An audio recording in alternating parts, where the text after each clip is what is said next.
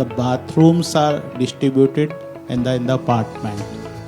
You need to design how to distribute water in that, and architect need to provide space. See, if you are installing these heat pumps on the terrace, then the pipings need to pass through the shafts only. So there comes space efficiency comes into picture. That's why architects are reluctant to give that much of space to these shafts and all. So thoughts of MEP consultant architects need to be aligned.